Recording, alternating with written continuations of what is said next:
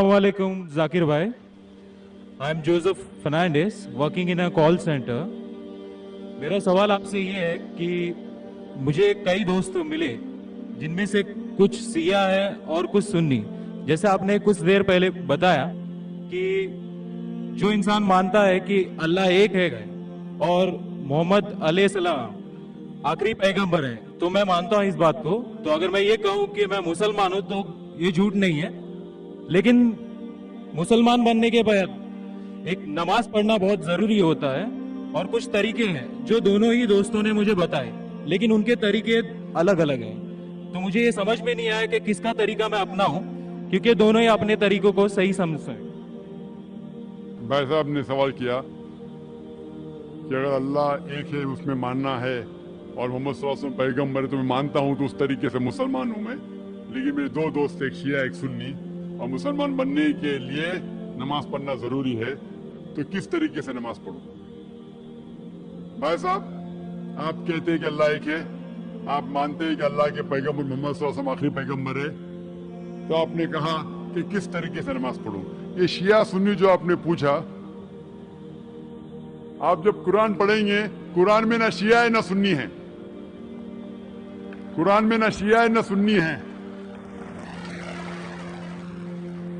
कुरान शरीफ में कहा गया है सूरह इमरान में, सूरह नंबर 3 आयत नंबर 103 में, वातसिमू बिहब्लिल्लाहि जमीअन वला तफरकू, कि आप आपस में इकट्ठा होके अल्लाह की रस्सी को मजबूती से पकड़ो.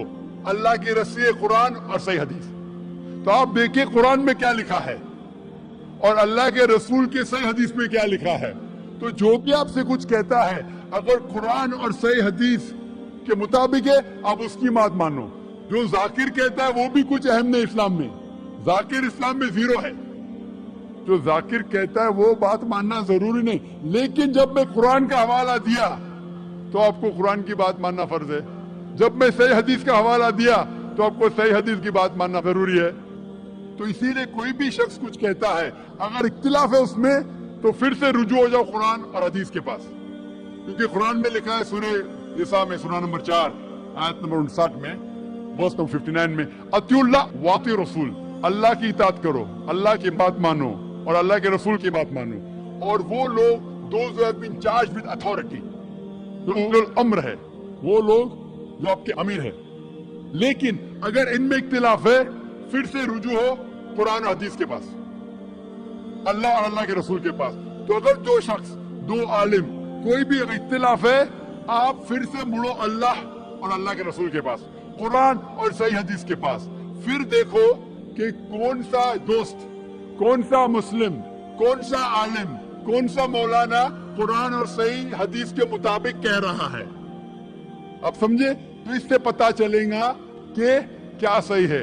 आप बोलते हैं कि नमाज पढ़ने के तरीके में इख्तिलाफ है. शुरू में कम से कम जो यकसा है वो तो शुरू करो. इख्तिलाफ वो थोड़ा है, नमाज के तरीके में इख्तिलाफ वो थोड़ा है, तो यकसा है वो तो शुरू करो. अगर आप मुसलमान बनना चाहते हैं तो इतना वक्त क्यों ले रहे? खाली नाम के मुसलमान होना जरूरी नहीं है, वो कोई फायदा नहीं. अमली तौर पे मानो कि अल्लाह एक है, उसकी इबादत करो और आखिरी रसूल मोहम्मद सल्लल्लाहु अलैहि वसल्लम पे ईमान लाओ. और उसके बाद फिर तहकीक करो. आपके दो दोस्त लोग जो बोल रहे कुरान से कौन मैच करता है, सही हदीस से कौन मैच करता है, क्योंकि अल्लाह के रसूल फरमाते, सही बुखारी की हदीस है, उस तरीके से नमाज पढ़ो जिस तरीके से आपने मुझे देखा. तो जो सही हदीस से साबित है, कुरान और सही हदीस से, उस तरीके से नमाज पढ़ो. लेकिन अगर 19-20 फर्क है, कम से कम जो यकसा है वो तो शुरू करो. इख्तिलाफी बातों पे तहकीक करो, इंशाअल्लाह पता लग जाएगा आपको क्या सही है.